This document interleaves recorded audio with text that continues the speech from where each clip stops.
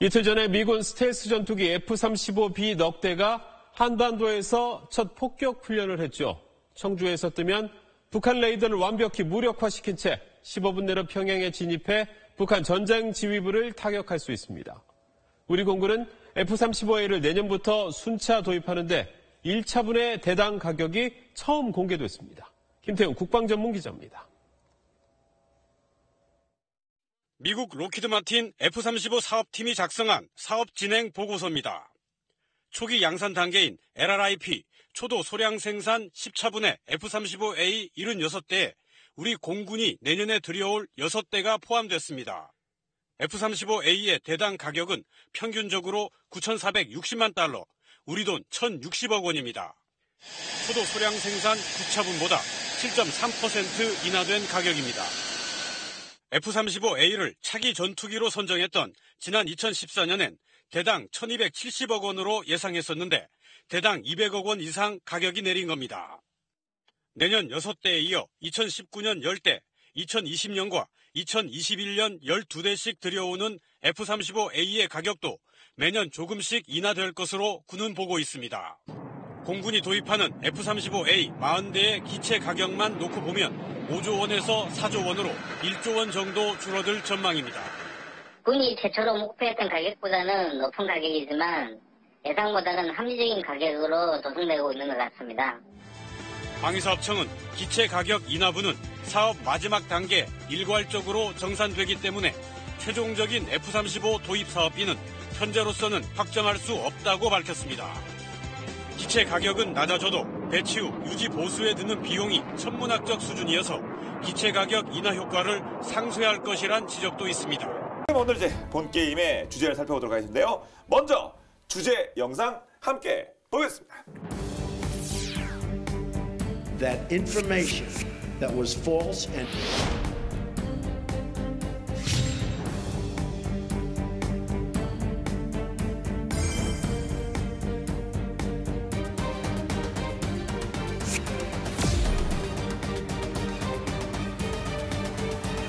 네, 작년이죠. 트럼프 대통령이 한국을 이제 떠나면서 내놓은 공동 언론 발표문에 일명 무기 구매 목록이 들어있었습니다.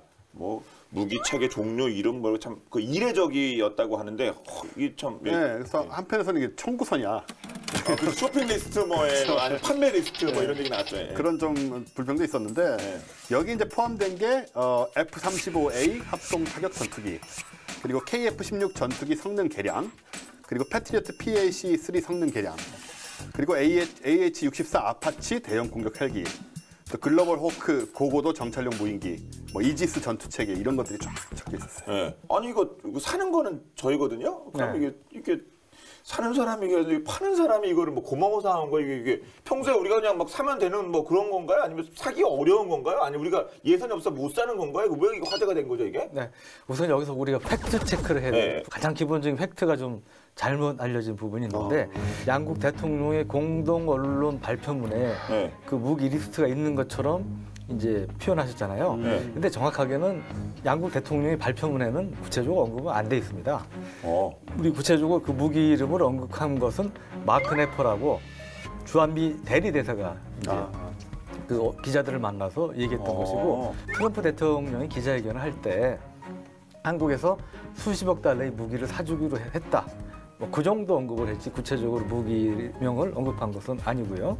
이미 5년 전, 10년 전, 15년 전부터 추진되거나 결정됐던 그러한 사업들입니다. 뭐 트럼프 대통령의 포커스가 아니라 우리에게 필요해서 그 지속적으로 어떤 그 요구가 됐던 그런 무기야말로 F-35라고 하는데 그럼 이게 왜 필요한 겁니까? 왜 여기서 간택이 된 겁니까? 네. 구형 전투기들이 뭐 F-5라든지 4 팬텀이라든지 이런 것들이 이제 오래됐잖아요.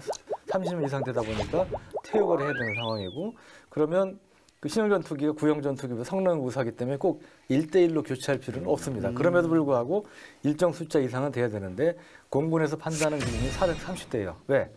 1번은 이제 북한의 위협이 제일 현존 위협이니까 유사시에 북한의 핵미사일 뭐 목표물이라든지 재래식 목표물을 타격하는데 그거를 이제 전문용어로 프리-ATO라고 그럽니다. 기계했던 통합 임무 명령서라고 이제 표현이 되는데 이런 데 있어서 일정 수준 이상의 전투기가 필요하다. 그리고 또 통일 이후에 중국이라든지 일본이라든지 주변국 위협에 대비해서 우리가 기본적으로 생존권을 유지할 정도의 전력은 또 필요하지 않겠습니까? 이런 것들을 감안해 볼 때 우리가 고성능 전투기를 도입을 해야 되고 그런 점에서 이제 스텔스 전투기인 F-35가 가장 괜찮은 전투기다 해서 도입이 결정된 것이죠. 네, 향후 뭐 10년, 20년을 바라봐야 되는데, 네. 근데 진짜 그 세긴 센 게 북한이 화성 15 그 발사한 지 5일인가 그 만에 바로 F-15가 한국을 다녀가면서 또 전 세계적으로 화제가 됐거든요. 북한이 놀라기도 했을 테고 그 모습 또한 저희가 또 준비를 했나 보면서 말씀 나눠보도록 하겠습니다.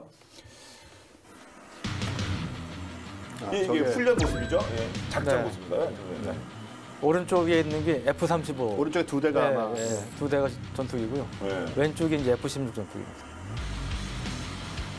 근데 이건 누가 찍은 겁니까 이거? 우리 공군에 저렇게 항공 촬영을 전문으로 하는 부사관이 있습니다. 10년 이상 이건 그 전문가겠네요. 노하우를 가진 그런 전문가를 양성해서 요즘은 우리 공군에서 저렇게 멋진 비행 영상을 다 찍어서 언론에 공개를 하고 있습니다. 한국 공군 작전사령부하고 주한미 7공군이 한반도 유사시를 대비해서 매년 실시하는 공중 훈련이에요. 작년에는 이제 230여 대 항공기가 같이 참여한 역대 최대 규모의 훈련이었어요. 북한이 이제 화성 15형을 발사한 지 닷새 만에 진행이 됐고 한미가 고강도의 압박 메시지를 함께 보내보자. 좀 그런 의미라고 할 수 있죠. 네. 저희가 또 그 김정은이 이렇게 뭐 자다가 이렇게 놀라서 일어날 만큼 뭐 무기 그런 얘기도 저희가 한번 다뤄봤습니다만 확실히 위협인 건 맞겠죠? 위협입니다. 왜냐하면 이번에 저 훈련을 겨냥해서 불쾌감을 북한에서 많이 표시를 했거든요. 국제사회는 핵전쟁의 북소리가 어디에서 울려나오고 있는가를 똑바로 가려보고 조선반도와 나아가서 세계 평화의 파괴자 교란자인 미국의 전적인 책임을 물어야 할 것이다. 그러면 좀 더 F-35에 대해서 들여다보도록 하겠습니다. 어디서 누구 흉내내는 것 같은데. 아니 그럼 좀 받지 말고 좀 알려주세요. F-35 좀 더. 예. 백문이 불여일견 제가 좀 더 정확하게 알려드려서 이거 어디서 가져오신 거예요? 오, 모형을 네. 가져왔습니다. 이게 F-35예요? 네네. 그 만져보세요. 로키드 이 F-35을 만든 게 미국 로키드 마틴사인. 적혀있네, 로키드 마틴. 예, 로키드 마틴사에서 만든. 와. 그리고 여기 딱 써있네. 이게 나중에 그 화면 보이는지 모르겠으나 48분의 1로 줄인 거다. 네. F-35A 요거. 예. 이 우리 공군이 도입할 게 바로 A형입니다. F-35도 A형. 몇 가지 형이 있는데 그중에 이제 원래 공군용으로 만든 A형이고요. 네. 근데 이게 굉장히 작고 뭐 별거 아닌 것 같지만 이게 보기보다 비싸요. 이 모형이요? 아니면 비행기 자체도 비싸지만 이 모형이 얼마나 하려나. 좋아 보이네요. 주물을 떠서 만들어야 되기 때문에 그래서 생각보다는 이거 유기자님 거예요? 모형을 유기자님 거 얼마예요? 예. 모형이. 정확한 가격은 제가 말씀드릴 수 없어요. 왜? 집에서 하시면 그렇죠. 우리 게임 기사고 할 때 한 3만 원쯤 하는 거죠. 선배가 줄 수 있는 이게 무슨 거고. 3만 원이에요? 15,000원 하겠네. 선배가 좀 주셨겠죠. 그럼 이제 얘는 3만 원이고 얘는 3만 원이고 형수님이 3만 원이야 이거. 너무 오해하지 마세요. 이거 3만 원이에요.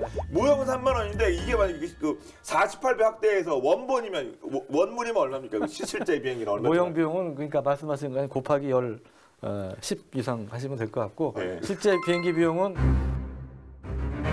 1,000억 원이 정도 됩니다. 1,000억 원이 정도 됩니다. 이게 원래 처음 나올 때는 뭐 2,000억 가까이 됐어요. 근데 이게 제대로 조금씩 양산 숫자가 늘어나면서 낮아지고 있는데 현재는 1,060억 원 정도고요. 1억 불 정도 하네요. 네, 1억 불 정도 되고요. 대량 생산해서 싸진 게 1,000억 원이에요. 근데 앞으로는 좀 더 낮아질 가능성이 네. 있습니다. 가장 큰 특징이 스텔스 성능, 레이더에 거의 잡히지 않는 스텔스 성능이 이제 가장 큰 특징이고 원래 이거를 JSF라고 여기 돼 있죠? JSF. 조인트 스트라이크 파이터의 약어입니다. 그러니까 우리말로 표현하면 합동 타격기인데 미국이 이제 냉전이 종식되면서 전에는 뭐 공군, 해군, 해병대가 막 따로 비행기 갖고 이렇게 운용을 하고 그랬었는데 죄송하죠. 해병대도 비행기를 해병대도 운용을 합니다. 미국은 F-18 호네트 같은 전투기라든지 해리어 같은 수직이 착륙기라든지 이런 전투기도 운용을 하는데 냉전 끝나면서 국방비가 줄어드니까 미국에서 이제 냉전 시대에 쓰던 다양한 전투기들이 새 걸로 이제 교체될 필요성이 생기는데 각자 또 개발하면 돈이 더 들 거 아니에요? 시간도 들고. 그러니까 그러지 말고 우리 좀 공통 분모를 찾아서 적은 비용으로 그 같이 쓸 수 있는 거를 개발해 보자. 해서 나온 게 이게 이제 조인트 스트라이커 파이터 프로젝트고요. 거기서 이제 경쟁 보행사의 X-30이라는 거 하고 록히드 마틴의 X-35가 경쟁을 했는데 이게 이긴 거예요. 그래서 F-35라는 명칭이 붙었고 공군 해병대가 같이 쓰는 항공기를 만들다 보니까 기본적으로 숫자가 많겠죠. 아, 그러네요. 차이가 엄청 커진 거예요. 네. 네, 그래서 이 숫자 자체가 최소한 3,000대 이상 넘어가는 굉장히 큰 프로젝트가 된 거죠. 네. 자동차도 이렇게 플레임 하나에 뭐 여러 가지 그 모델이 가잖아요. 그렇구나. A는 이제 공군에서 쓰는, 네. 뭐 당연히 공군에서 쓰는 게 A형이고, 아까 해병대 말씀하셨잖아요. 네. 해병대 쓰는 게 B형. 그리고 해군에서 사용하는 C형. 우리가 수입하는 것은 어쨌든 F-35A, 즉 공군형이다. 기본형이라고 말할 수 있고요. 기본형이라는 얘기는 이제 지상 기지의 활주로를 사용해서 일반적인 방식으로 이착륙을 한다. 일반 우리가 아는 비행기의 모습대로. 해병대형은 F-35B는 이제 단거리 이륙 수직 착륙 기능. 그러니까 단거리 이륙해서 약간 짧은 활주로를 쓴다거나, 혹은 이제 수직 착륙을 한다거나, 뭐 이렇게 아무튼 해병대의 특성에 맞게 할 수 있는 그런 기능을 갖고 있는 거고, 해군은 이제 항공모함에서 운용을 하잖아요. 그래서 함상 운용을 하려면 날개가 꺾여야 되죠. 아, 그렇죠. 보관돼야 되고, 이렇게 가판에 있어야 이렇게 하니까. 그렇죠. 그런 식으로 만들어 놓은 게 이제 C인데, 근데 아까 말씀하신 것처럼 이게 다 이제 완전히 다른 게 아니고, 공통 설계나 유사 설계가 많이 들어가 있어서 해군형은 뭐 날개가 꺾이니까 굉장히 달라 보이지만 실제로 50% 이상이 이제 공통 설계나 완전히 공통 설계나 유사한 설계를 가지고 다 만든 것들이에요. 근데 해병대형은 수직으로도 이착륙이 가능합니다. 공군형이나 해군형에 비해서 요구 조건도 까다롭고 그래서 이거 개발하는데 어려움이 많았어요, 사실은. 이거 기본형이어서 그런가 이게 뭐 별로 달린 것도 옵션이 왜 없나? 이거 무슨 좀 너무 기본이 그리고 전투기가 좀 날렵하고 좀 이렇게 그래야 되는 거야? 샤프해야 되는데 약간 제가 보기엔 좀 뚱뚱하기도 하고 그런데요? F-35를 네티즌들 매니아들은 라뚱이라고 그러죠, 라뚱. 좀 뚱뚱하다 그래가지고 라뚱이라는 불명으로 이제 붙이는데 스텔스 요구 조건 중에 하나가 레이더 반사를 적게 하기 위한 구조적인 형태. 그리고 또 하나는 이 밖에 미사일이나 폭탄을 달면 튀어나와가지고 레이더 반사가 많이 되잖아요. 그러니까 그렇죠. 가능한 한 미사일 폭탄을 다 안에 내부 무장착이라고 불리는 이 안에다가 이게 이제 내부 무장착입니다. 이게 좀 빼요. 빠지는군요. 네. 4만 원이야, 형님. 4만 원. 3만 원에 4만 원 좀 비싸구나. 네, 여기에 이게 내부 무장창이 들어있는데 이 안에 이제 폭탄 미사일 같은 걸 집어넣어요. 그러면 레이더 반사가 이제 안 되겠죠.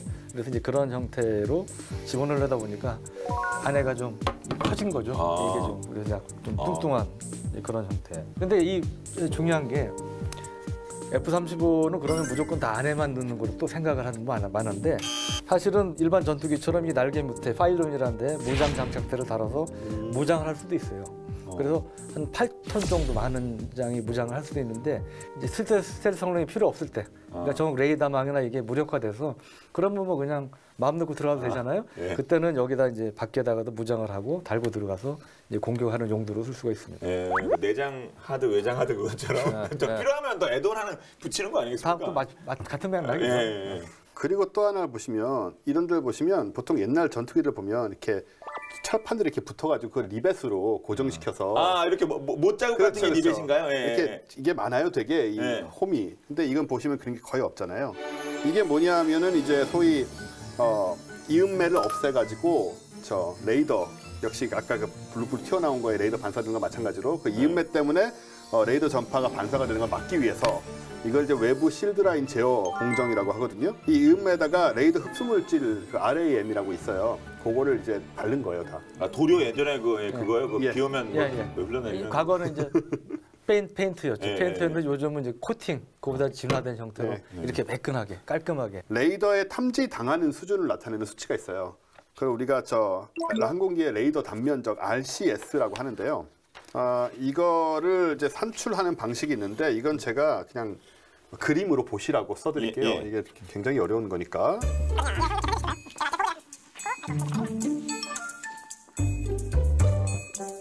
어떻습니까? 다 하신 거예요? 이거 문과는 아닌데? 우리 경제학과 보시기엔 이거 아시겠어요? 경제학과는 좀 문과 중에서 좀 더. 수학 통계학을 많이 하는 편인데 제가 학교 다닐 때 참 그것 때문에 힘들었어요.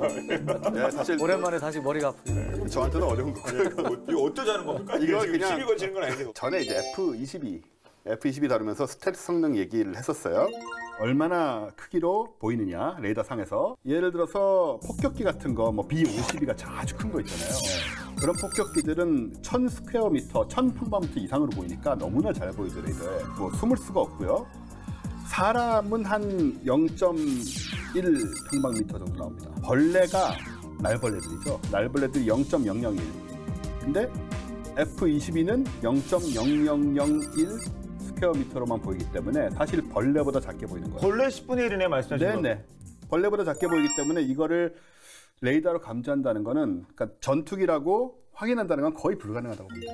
F-35의 스텔스성이 아마 이 F-22보다 더 뛰어나지 않겠느냐 그렇게 생각이 되고 레이더에 의한 탐지는 아마 점처럼 그냥 보여서 거의 뭐 육안으로 발견하기 어려울 것이다 이런 말이 나오고 있죠. 점도 아주 사람 아주 눈으로 작은- 볼 수 없는 점이겠죠. 눈으로 볼 수 없는 네. 점으로 레이더에 표시가 된다는 뜻이죠. 그쪽 레이더 보는 사람이 뭐 이렇게 돋보이 갖고 이렇게 보진 않을 거 아닙니까? 그렇죠.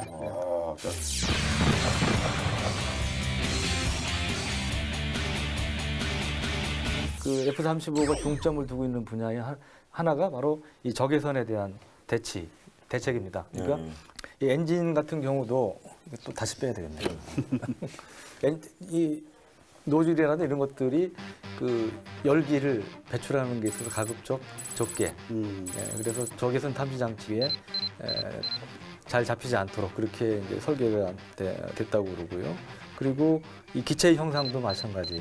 그런 적외선 탐지 장비에 잘 잡히지 않도록 그런 것들도 역시 고려가 됐고 오히려 반대로 상대방이 적외선 탐지 장치를 가동을 하면 역으로 또 탐지할 수 있는 역 탐지 센서도 역시 마찬가지로 갖추고 있다고 그럽니다. 근데 저희가 F-22 그 랩터 얘기를 하지 않았습니까? 예. 네.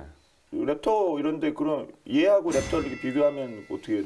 F-22는 이제 그야말로 랩터라는 아주 강한 별명을 갖고 있는데 F-35도 별명이 얘는 뭐예요? 만만치 않아요. F-14 왜? 라이트닝 2예요. 라이트닝 2.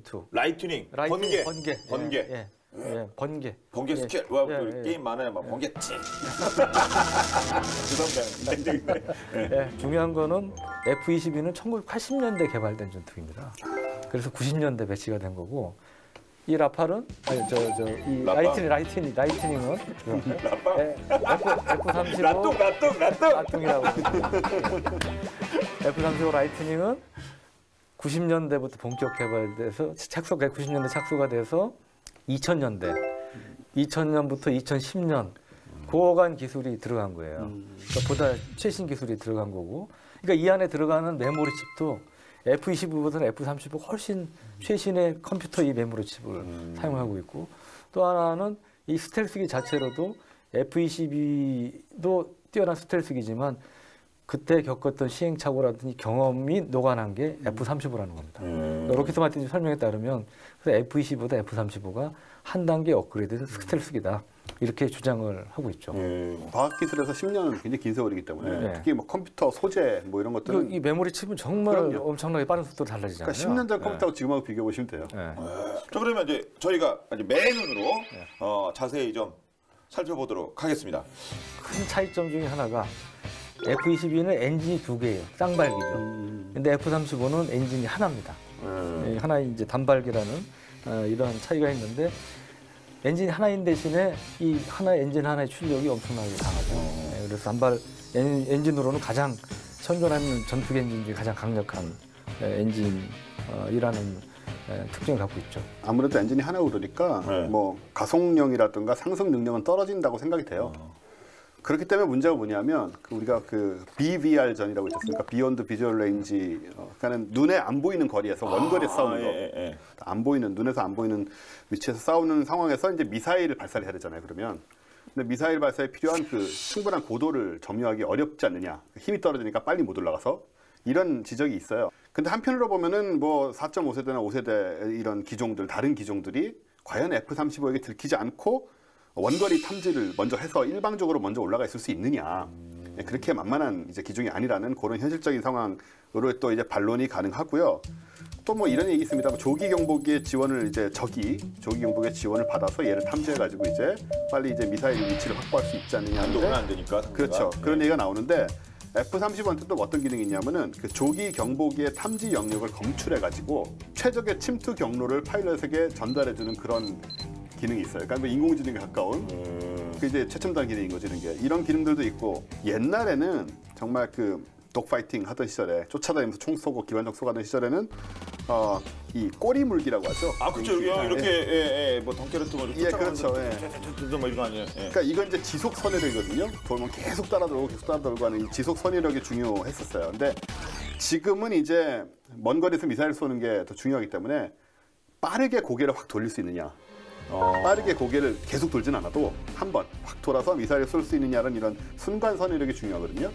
그 순간 선회력이 F-35가 아주 탁월해요. 그렇기 때문에 F-35를 대표하는 말이 뭐 먼저 보고 먼저 쏜다 이런 말이 있어요. 정확도야 뭐 말할 것도 없을 테고. 그러니까요. 그리고 F-35 특징 중에 하나 F-22는 원래 공대공 전투를 위주로 하는 전투기입니다. 그러니까 하늘에서 땅을 공격하는 대지 능력은 좀 떨어졌는데 F-35는 공대지 전투 능력도 염두에 두고 만든 전투기고요. 그러다 보니까 이 내부 무장창이 F-22보다 그 더 크고 무거운 폭탄을 달 수 있게끔 그렇게 이제 설계가 됐어요.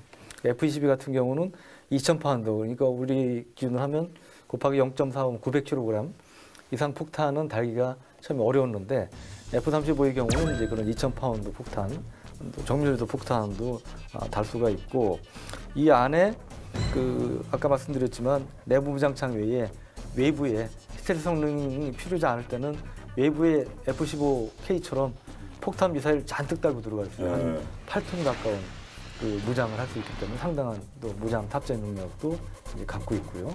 그리고 이 안에 내부 무장창에도 그 암람이라고 불리는 공대공 미사일 또는 합동 직격탄, 제이담 폭탄 각각 2발을 집어넣거나 아니면 4발의 암람 중거리 미사일이나 다른 그 SDB라고 불리는 소형 폭탄 8발을 집어넣을 수 있는 이런 다양한 무장 조합을 할 수가 있다고 볼 수 있습니다.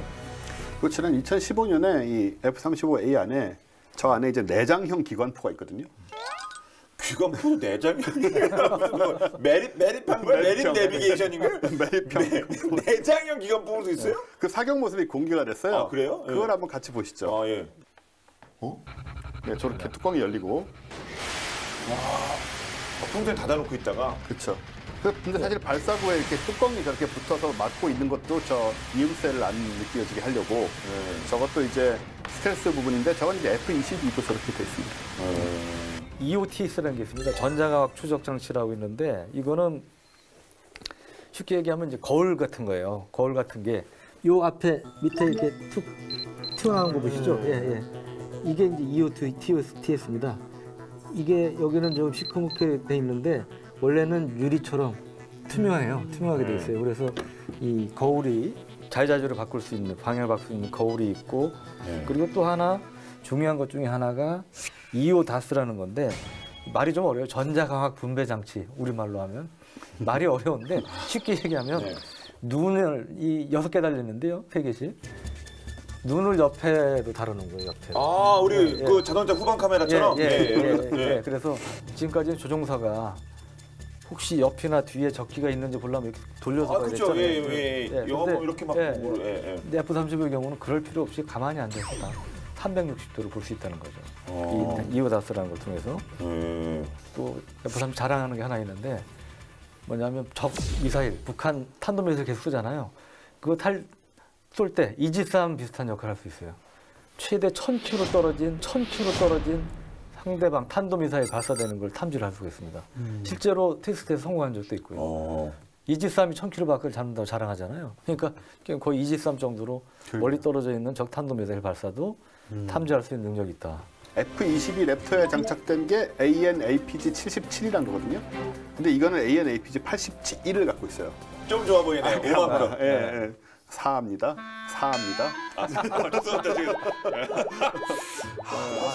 77은. 그러면서 이거를 생각하시려고 그러셨군요. 보통 보통 레이더에 한 방향으로만 전파를 쏘는데 이거는 복수의 전파를 수많은 방향으로 쫙 이렇게 뿌려요. 그래서 정확도도 정확도지만 뭐 탐지 거리라든가 뭐 여러 개를 한꺼번에 본다든가 이런 데 아주 탁월한 성능을, 아까 조기용 보기 같은 역할을 한다고 하셨는데 그런 성능을 갖고 있고, 그래서 이제 멀리 있는 지상의 적, 공중의 적, 뭐 날아오는 미사일 이런 거를 다 포착할 수가 있고, 또 다른 기종, 그러니까 다른 다른 FA-35겠죠? F-35A들하고 표적 영상을 공유하는 네트워크 기능도 하고 있어요. 아, 네트워크. 그러니까 이건 정말 스마트 기능 같죠, 정말. 블루투스도 아니고 그 멀리서. 네. 야, 짱이네요. 서로 그걸 다 공유를 하면서 정보를 공유를 하고 스트레스하고 있으니 이제 선제 공격용으로 굉장히 유리하다. 이렇게 생각할 수 있어요. 그래서 먼저 보고 먼저 쏜다. 네네. 예. 그래서 북한 유사시 핵미사일 대응하는 킬체인의 핵심 전력이 F-35A라는 거고요. 예.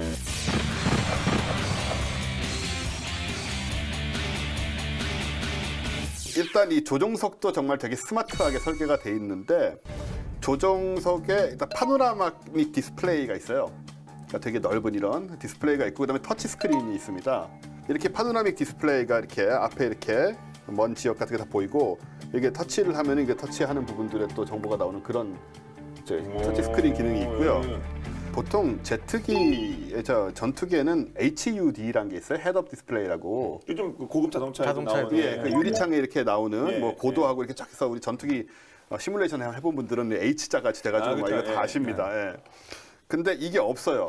이게 없으면 곤란하죠. 이게 어디에 있냐면 헬멧 안에서 보입니다. 그게. 이쪽 앞쪽을 안 봐도 이게 또 계속 이제 보이는 거죠. 자기 본인이 그렇죠. 이거 내리면 여기다 보이는군요, 이렇게. 그렇죠. 우리 그래서 VR 이렇게 예, 하듯이 VR 하듯이 이렇게 네, 보이는 거예요. 거죠. 자비스 아시죠? 네. 예. 아이언맨. 아이언맨에. 네, 아. 아이언맨은 안 보셨나요, 혹시? 예. 아이언맨의 자비스가 그 아이언맨은 수트 안에서 예. 수트 안에서 헬멧에서 여러 가지 정보를 컴퓨터가 쓰잖아요. 그 말 하는 네, 말도 하고. 인공지능. 예. 그럼 말은 안 할 것 같지만 얘는 예. 어쨌든 간에 예. 그런 정보를 이제 안에서 준다는 점에서 좀 그런 최첨단의 느낌이 또 있죠. 저도 그 시뮬레이터 한번 타봤어요. 네. F-35 시뮬레이터를 타봤는데 저처럼 이 기계치도 그 조종이 쉽더라고요. 실제로.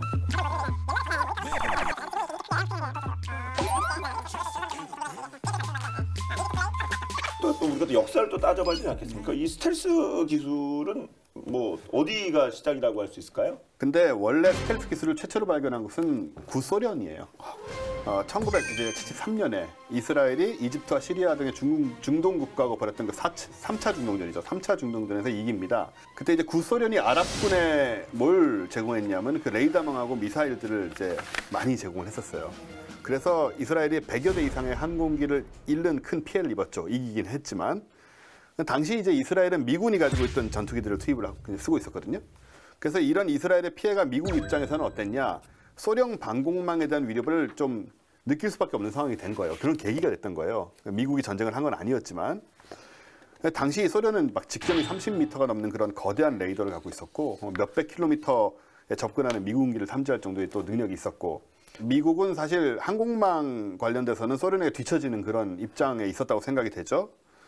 그래서 미국이 소련의 그 강한 레이더망과 미사일의 위협을 피해갈 수 있도록 레이더 저노출 항공기 프로젝트, 지금으로 따지면 이제 스텔스 프로젝트가 되겠죠. 그런 프로젝트를 진행을 하게 됐는데 이 프로젝트에 이제 미국의 그 로키드 항공사하고 레이더 개발 담당자에 데니스 오브홀저라는 사람이 있었어요. 이 사람들이 이제 연구를 하다가 1965년에 구소련의 모스크바 무선 공과대학의 수석 과학자인 표도르 우핌체크, 이름이 특이합니다. 우핌체프. 예. 소련 이름으로도 좀 특이하네요. 우핌체프가 발표한 40페이지짜리 논문 하나를 우연히 발견하게 됩니다. 근데 이 논문은 아마 잊혀져 있던 논문인데, 이 논문의 제목이 뭐냐면 Method of Edge Waves in the Physical Theory of Diffraction이거든요. 그러니까 이걸 한국말로 하면 물리적 반사 이론에 의한 전자파 예각 파동 방법. 네. 오. 제가 영어는 좀 하고요. 이거 영어 해도 저도 한국말 하거든요. 근데 물리적 반사 이론의 전자파 예각 파동 방법 무슨 소리인지 모르겠어요. 예. 전파를 흡수하는 어떤 특정한 물질과 반사 각도, 전파의 반사 각도를 고려한 설계로 기존의 레이더 전파를 난반사시킬 수 있는 공식이 이 논문에 들어가 있는 겁니다. 한마디로 스텔스의 기본 이론이 이 논문에 있었던 거예요. 근데 잊혀져서 아무렇게나 그냥 돌아다니는 그런 논문이었던 거죠. 근데 이 논문이 소련 학교에서 나왔을 때 소련 사람들은 말도 안 된다고 그냥 무시해버린 겁니다. 그거를 미국 사람들이 발견을 해서 이제 기초 이론을 알게 되는데, 사실 여기 이제 점프하우스 도료 얘기도 나오지만 그거는 좀 부차적이고, 무엇보다 중요한 것은 이제 외형 설계입니다. 그래서 난반사 시킬 수 있는 그 형태, 그게 가장 중요한데, 어쨌든 이 논문에 그것이 들어있음으로 해서 이걸 보고 미국에서 1977년에 최초의 스텔스 항공기를 만들어서 비행을 시킵니다. 또 그걸 못 알아봐가지고 또는 그 알아보는 게 중요하죠. 땅을 칠 만한 일이겠네요. 구소련 입장에서는, 그죠? 하여튼 러시아가 이제 그런 기술에 있어서는 이 원조인 셈인데, 실제로 러시아도 이제 스텔스 전투기를 개발 중이에요. 그렇겠죠, 당연히. 그렇겠죠. 네. 당연히 하겠죠. 네, T-50 파크파라는 스텔스 전투기인데요.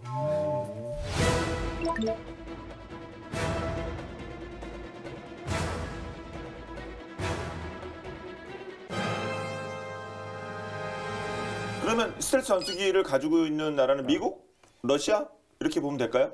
아니죠. 제가 사진을 하나 보여드릴 텐데요. 딱 보시기에도 어느 나라의 비행기 같나요? 이 색깔이나 이 문양 같은 느낌. 이건 똑같은데요? 이거 아니에요? 이거 저기 중국입니다. J-31이라고. 예. 중국의 스텔스기인데, 중국은 이제 미국의 스텔스 기술을 모방하는 게 전략입니다. 그래서 이제 도료를 칠해서 전파를 막고, 또 형태. 아무튼 지금 방금 보신 그 J-31의 경우에는 엔진이 근데 2개예요, 뒤에. 요건 하나고, F-35에는. 그 점을 제외하면 굉장히 비슷하게 생겼죠. 이건 제가 보기엔 똑같은데. 그래서 이 중국 해커들이 아마 록히드 마틴의 설계도를 해킹한 것이 아니냐, 이런 말까지 나오고 있습니다. 그게 가능한가요, 진짜? 실제로 그 록히드 마틴의 해킹 사건이 있었고요. 그리고 이 결과물 나온 걸 보고, 야, 진짜 F-35 설계도 훔쳐서 만든 거 아니? 그게 설득력이 있다. 이런 분석들이 많이 나왔어요. 네. 물론 이제 뭐 엔진 하나, 2개라는 뭐 큰 차이가 있긴 하지만, 물론 중국 쪽에서는 부인을 하고 있는데, 그렇겠죠, 그거는. 예. 네. 근데 뭐 여태까지 여러 가지 상황으로 봤을 때 뭐 그럴 수도 있지 않나 생각은 좀 강하게 들죠. 네. 이 중국이 이제 젠 31 말고 그에 앞서서 젠 20이라는 스텔스기도 개발해서 그거는 배치 단계에 있는데, 그거는 젠 31에 비해서는 뭐 스텔스 형상이라고 보기에는 어려운 점이 있습니다. 앞부분에 카나드라고 해서 보존할기가 있고, 그래서 그 부분은 카나다가 있으면 레이더파가 많이 반사가 되잖아요. 그래서 성능은 좀 떨어지지만 여러 가지 그 도료라든지 뭐 이런 걸 써서 나름 스텔스기를 개발해서 일단은 배치 단계에 있고, 젠 31은 그보다 더 진보된 스텔스기로 개발 중인데, 러시아도 그렇고 중국도 그렇고 보면 아직까지 그 러시아는 뭐 플라즈마 방식을 쓰는 걸 알려졌지만 스텔스 성능 자체는 미국보다 떨어지는 것으로 평가가 되고, 중국의 경우도 아직까지는 미국보다는 떨어지는 것으로 많이 평가가 되고 있습니다. 네. 그 일본도 지금 이제 2016년에 세계에서 4번째로 스텔스기를 만들었고요. 네. 근데 일본은 이제 특히 그 전자 쪽 이런 제어 기술 같은 데서는 항상 세계 최고라고 일컬어지고 있다 보니까 아직은 좀 부족해도 굉장히 빨리 따라잡지 않겠느냐, 이런 생각들이 많이 하고 있죠. 네.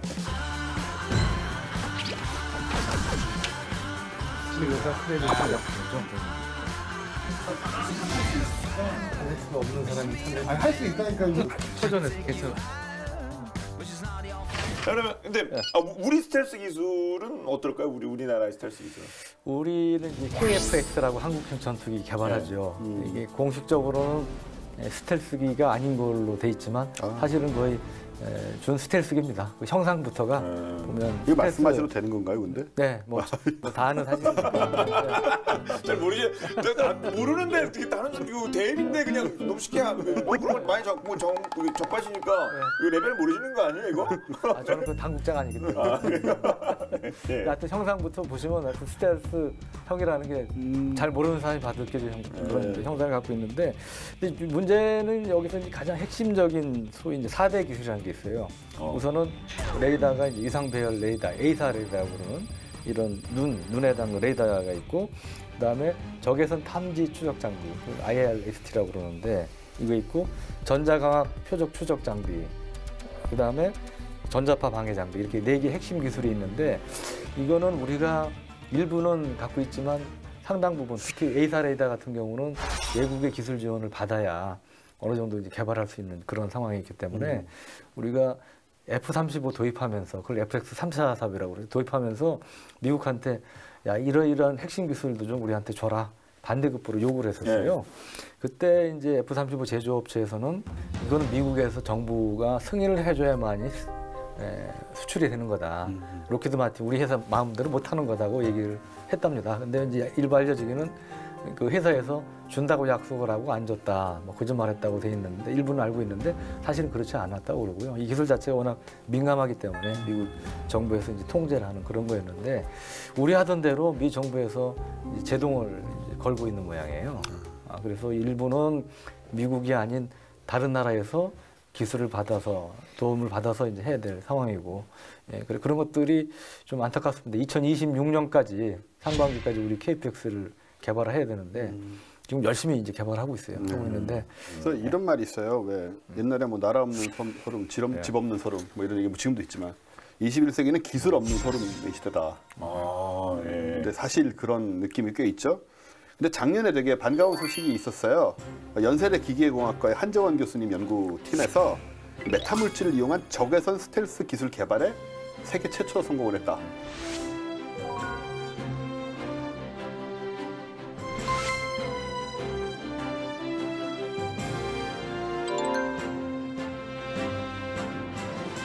특별히 그 만드신 우리 주인공분을 저희가 이제 모시도록 하겠습니다. 오늘 나오셨어요? 예. 우리가 최초입니다. 최초입니다, 진짜. 프로그램 개편되면서 확실히 그렇습니다. 이건 그 정도가 처음 모시는 거기 때문에 그 정도 되는 분을 저희가 모셨습니다. 네, 교수님 안녕하세요. 여보세요. 네네. 네, 지금 연세대학교 기계공학과 한정원 교수님 함께 하셨습니다. 진짜 정말 자랑스럽습니다, 교수님. 감사합니다. F-35로 적외선 탐지 장치가 있다고 들었는데 현재 이 F-35에 장착하고 있는 이 기술과 우리 교수님 지금 연구하시는 기술과는 또 어떤 차이가 좀 있을까요? 전투기에서 방출되는 가장 강한 적외선 신호는 전투기 엔진 출구에서 나오는 고온의 배기 기체에서 방출되는 적외선 신호입니다. F-35나 F-22 전투기를 자세히 살펴보면 엔진 출구가 비행기 동체 위쪽으로 배치를 하게 돼서 아래쪽에서는 엔진 출구가 보이지 않게 설계를 했습니다. 따라서 이건 상당히 좀 패시브하게 약간 수동적인 어떤 설계를 통해서 적외선 신호를 감출한 거고, 근데 제가 연구한 내용은 이런 적외선 공격 무기 체계에 대응할 수 있도록 적외선 레이저 광은 흡수하고 적외선 영상 신호는 채소로 만드는 그런 기술을 메타 물질을 이용해서 만들었습니다. 제 연구에서는 적극적으로 그러니까 이런 적외선 신호를 분광선이나 이런 걸 다 바꾸고 해서 사실 이 기술이 비행기뿐만 아니라 주로 지상 군사 장비, 군시설, 군복 등에도 활용이 가능합니다. 그렇군요. 예. 그러면 앞으로 개발하신 게 정말 빛을 제대로 보려면 성과를 거두려면 이제 무기화 되어야 되겠습니까? 우리 군사 기술의 기술력을 획기적으로 향상시킬 수 있을 걸로 기대를 하고 있습니다. 그래서 이런 새로운 첨단 무기 시스템에 관련된 기술 로드맵도 좀 서둘러 마련하면 좋겠다 하는 게 제 생각입니다. 진짜 자랑스러운 그런 분이시죠? 네, 그러네요. 네, 오늘 바쁘신데 시간 내주셔서 감사하고요. 앞으로 저희도 저희 본게임도 열심히 한 교수님 개발을 그리고 연구를 응원하도록 하겠습니다. 오늘 시간 내주셔서 감사합니다. 고맙습니다. 네, 감사합니다. 네, 감사합니다. 자, 이렇게 해서 저희가 이제 새해 첫 본게임을 보내드렸는데 아마 많은 분들 본게임 새해 많이 바뀐다더니 방송 시간만 조금 늘었네? 이렇게 생각하시는 분들 계실 텐데 우리 그게 절대 아닙니다. 왜냐면 저희가 본게임에 시기 때문입니다. 자, 그래서 저희가 야심차게 준비한 게 있습니다. 이름하여 본방야사 본게임의 번외게임. 어떤 내용일지 오늘이 첫 번째 시간인데요. 함께 보겠습니다.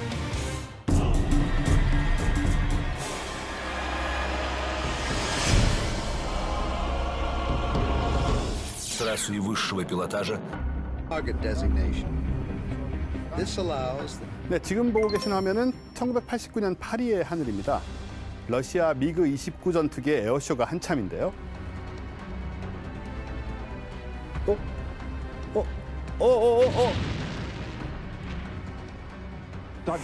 참 사고란 게 예상 못하는 곳에서 일어납니다. 그보다 천만다행입니다. 조종사는 극적으로 탈출했습니다. 지면에 닿기 2초 전에 말입니다. What happened next was a classic twin-engine accident sequence. The power from the operating left engine. 탈출한 조종사의 생사가 궁금하시죠? 네, 무사하답니다. 찰나의 생사를 오갔다고 생각하니 아찔하네요. 절체절명의 순간에 조종사의 목숨을 구하는 사출 좌석. 여기엔 친구의 죽음을 목격했던 두 발명가의 사연이 있습니다.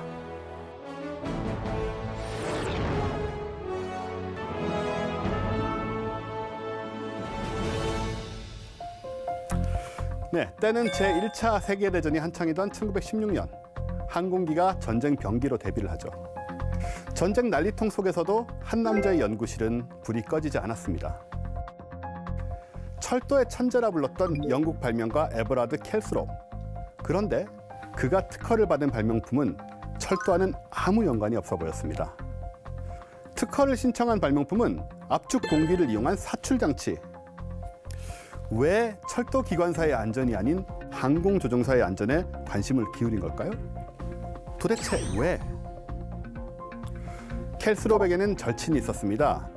그 유명한 자동차 회사 롤스로이스의 설립자 찰스 롤스죠. 찰스 롤스는 어느 날 뉴스를 듣고 정신이 번쩍 들었습니다. 바로 라이트 형제가 하늘을 날았다는 소식으로 이미 세상이 떠들썩했거든요. 이제 찰스 롤스의 관심은 항공기로 급해져 납니다. 절친이었던 켈스롭은 소위 항공기 덕후가 된 찰스 롤스의 성화로 비행기 경주 대회까지 따라다녀야 했습니다.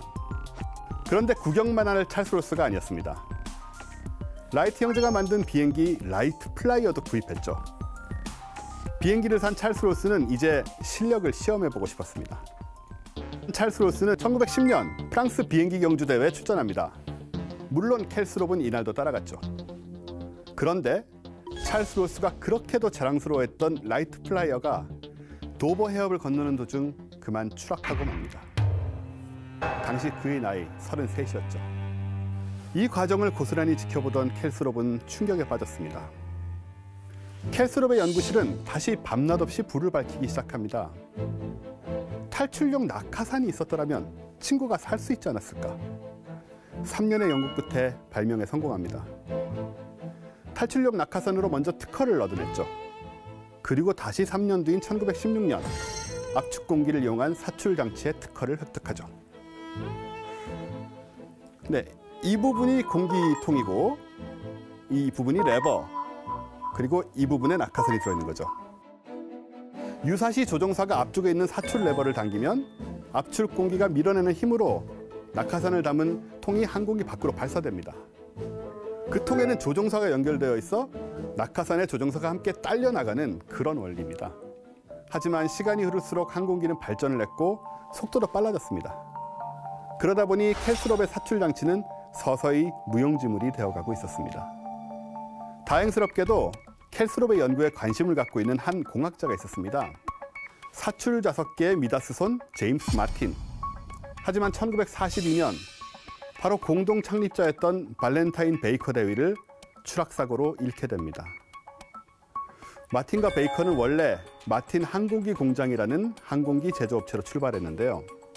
베이커 대위는 항공기를 설계 제작하는 과정에서 때론 대립하고 때론 합심하며 우정을 쌓았습니다. 두 사람의 우정은 회사의 명칭을 오늘날의 마틴 베이커로 바꿀 정도였죠.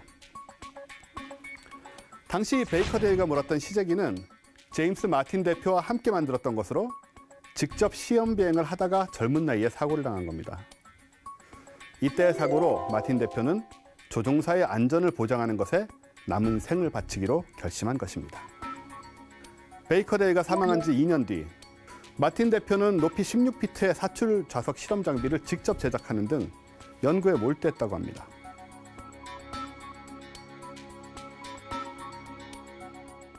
그런데 이쯤 되면 이런 의문이 드실 겁니다. 대체 사출 좌석이 없던 시절에는 조종사들이 어떻게 탈출했을까? 놀라지 마세요. 조종사가 낙하산을 메고 그냥 조종석 밖으로 뛰어내렸다는 겁니다. 이게 말이 된다고 생각하세요? 생각해 보세요.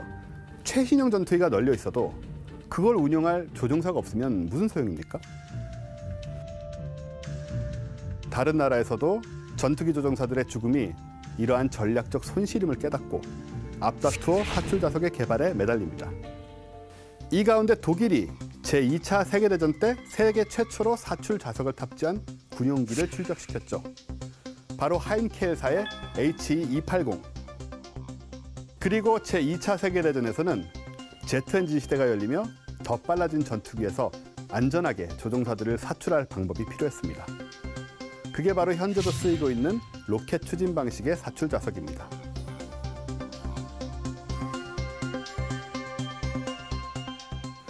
우리 공군에는 이런 말이 있습니다. 조종사는 공군의 제1의 재산이다. 그러고 보면 켈스롭과 마틴, 이들은 소중한 친구를 잃었지만 이 두 죽음이 촉발제가 되어 수많은 조종사들의 생명을 구하는 사출 좌석이 탄생했네요. 그래서 오늘의 한 줄 평은 우정이 구해낸 수많은 생명들입니다.